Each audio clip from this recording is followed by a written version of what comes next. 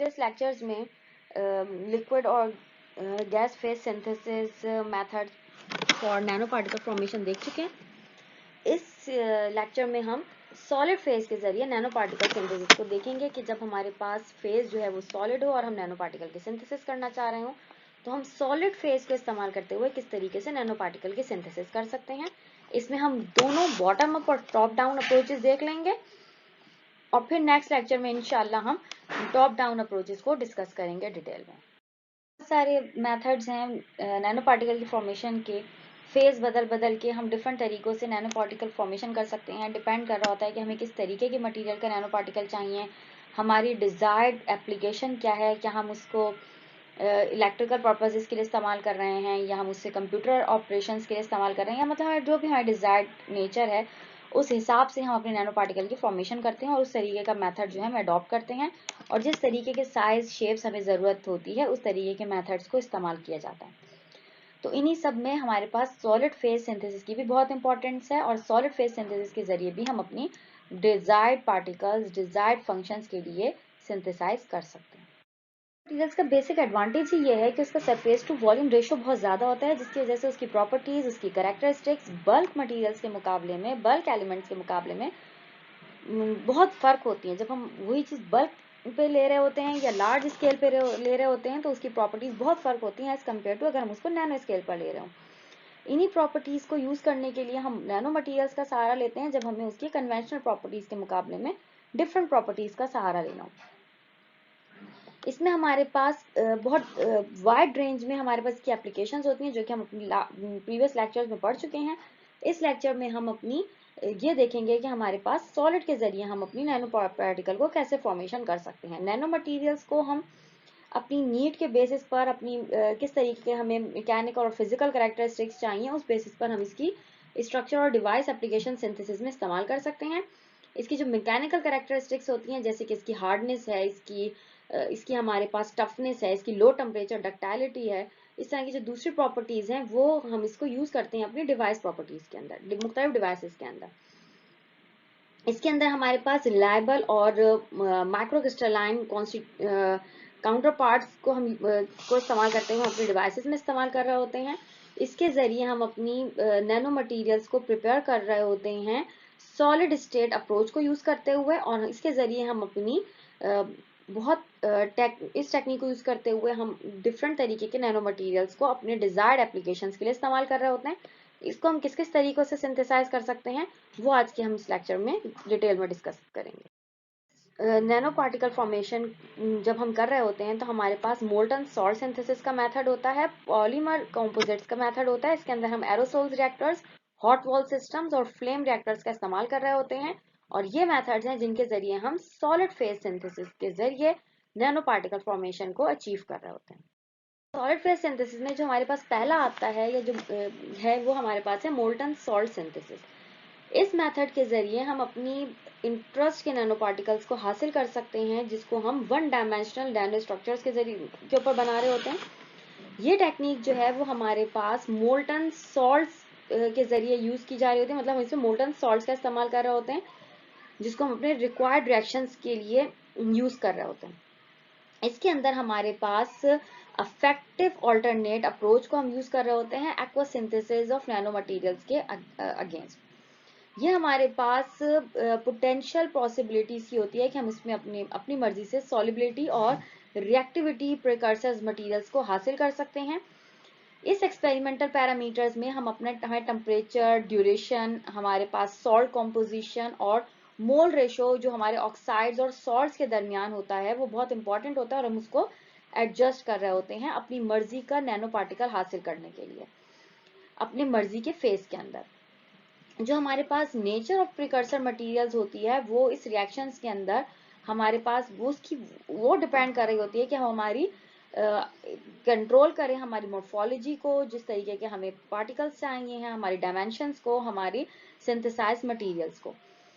इसके अंदर हमारे पास जैसे कि अगर हम मैग्नीशियम ऑक्साइड्स, टिन ऑक्साइड्स और क्यूप्रिक ऑक्साइड्स के अगर हम नैनो पार्टिकल्स बना रहे हैं तो हमारे पास सिंगल क्रिस्टलाइन नैनो वाइड्स के जरिए हम उस रूट को फॉलो करते हुए अपनी नैनो पार्टिकल फॉर्मेशन की तरफ जा रहे होते हैं।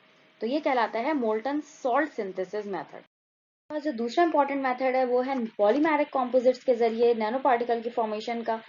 ये रिसेंटली यूज होने वाला मेथड है। जो पॉलीमेरिक बेस्ड नैनो कंपोजिट्स को हम इसके ऊपर आजकल साइंटिस्ट की बहुत ज़्यादा अटेंशन है और बहुत ज़्यादा इसकी एप्लीकेशंस हैं फिजिक्स में, केमिस्ट्री में, मटेरियल साइंसेज में, बायोलॉजी में, बायोमेडिकल इंजीनियरिंग में।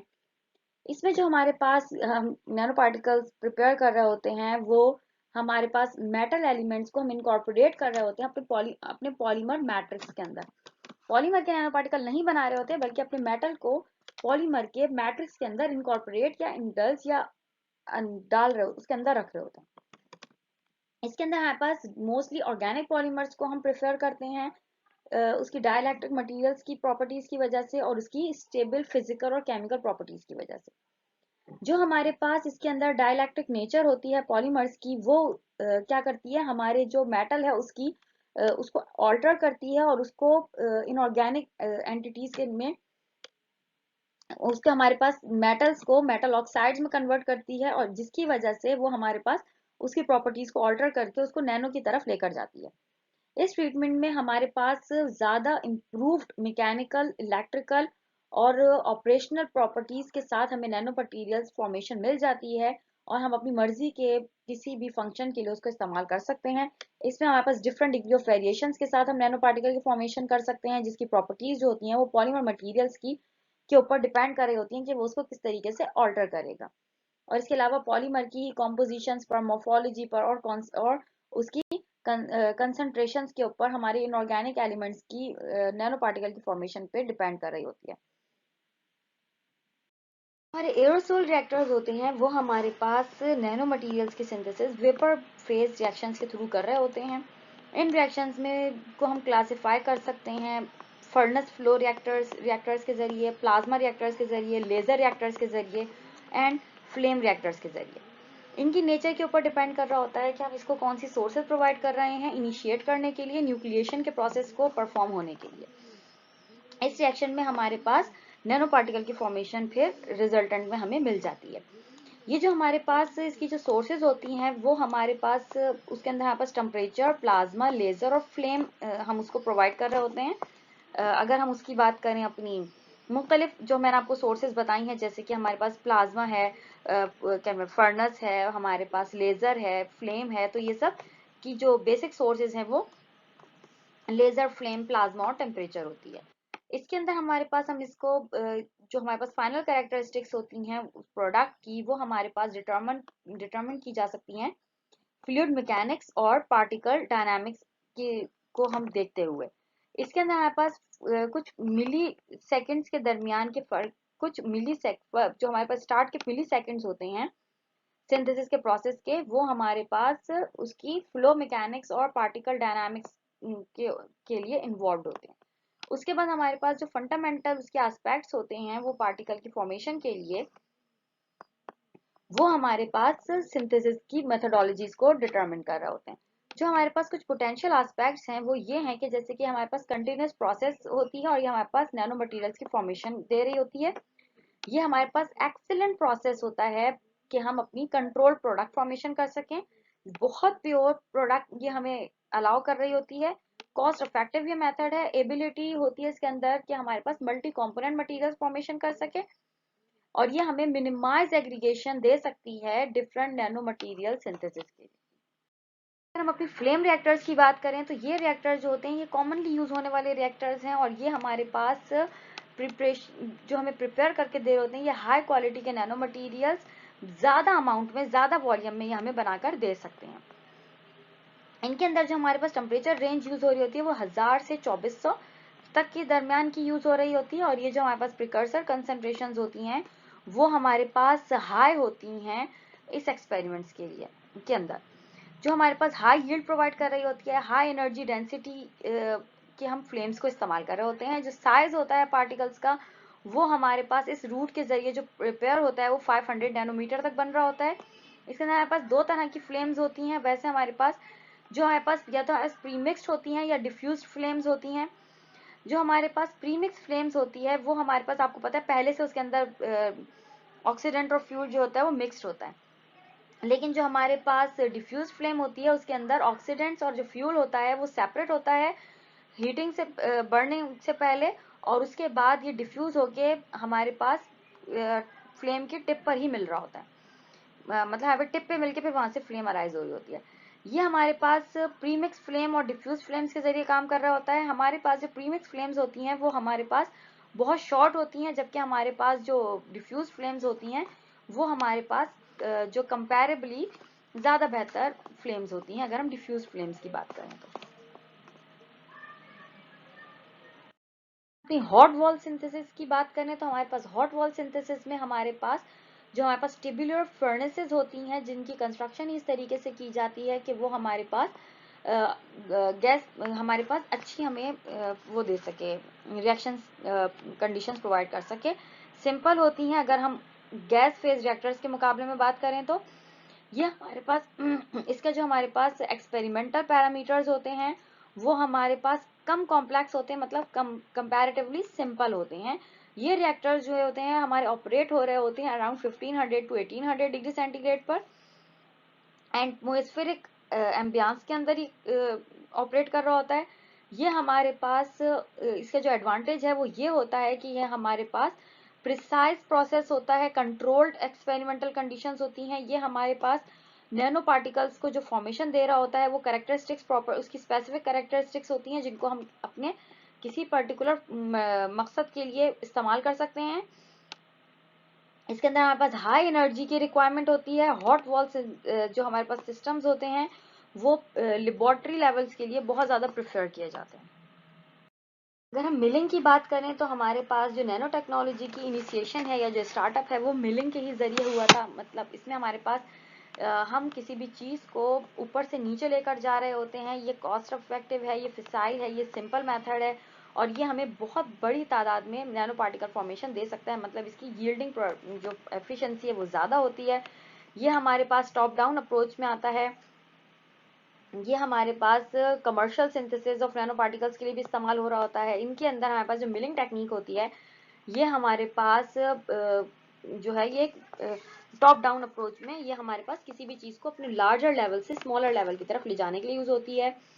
ये grains, alloys, composites, quasi crystalline materials in सब के लिए इस्तेमाल हो रही होती है। ये जो है हमारे पास high energy ball milling technique के ऊपर ये काम कर रहा होता है। ये हमारे पास पहली दफ़ा जो इंट्रोड्यूस हुआ था वो 1966 में इंट्रोड्यूस हुआ था। द मिलिंग जो हमारी टेक्निक है ये हमारे पास पाउडर मेटलर्जी इंडस्ट्रीज में बहुत इस्तेमाल होती है और सैरामिक मटेरियल्स के लिए इस्तेमाल हो रही होती है। यह टेक्निक जो है हमारे पास ये हमारे पास हमारे रिड्यूस पार्टिकल साइज प्रोवाइड कर रही होती है। एमॉर्फाइजेशन, टर्निंग और साइज और शेप कंट्रोल के लिए, मतलब साइज और शेप दे रही होती है मुख्तलिफ। और ये हमारे पास सॉलिड स्टेट ब्लेंडिंग के जरिए काम कर रही होती है। अगर आप लोग इसको गौर करें तो ये किसी भी चीज़ को जैसे पीसते हैं ये इस तरीके से पीस के छोटे लेवल तक लेकर जा रही होती है। हमारे पास जो चीज़ें इंपॉर्टेंट होती हैं वो एनर्जी जो हम इसे दे रहे होते हैं, जो हमारे पास ball to power weight ratio है ये बहुत इंपॉर्टेंट होता है और overall temperature during this process बहुत इंपॉर्टेंस रखता है। जो कैनेटिक्स और मैकेनिकल मिलिंग होती हैं और अलॉइंग जनरली जो होती है वो डिपेंड कर रही होती है हमारी क्वांटिटीज़ के ऊपर कि हम इसे क्या एनर्जी प्रोवाइड कर रहे हैं। जो एनर्जी ट्रांसफ़र होती है पाउडर के ऊपर एक्सपेरिमेंट के दरमियान जो हमारे पास एनर्जी ट्रांसफ़र हो रही होती है ये हमारे पास ये हमारे पैरामीटर्स के ऊपर डिपेंड कर, जैसे के ऊपर हमारे बिल के ऊपर डिपेंड कर रही होती है। प्रिकर्सर मटेरियल जो यूज़ हो रहे होते हैं उसके ऊपर डिपेंड कर रही होती है। मिल की स्पीड के ऊपर डिपेंड कर रही होती है।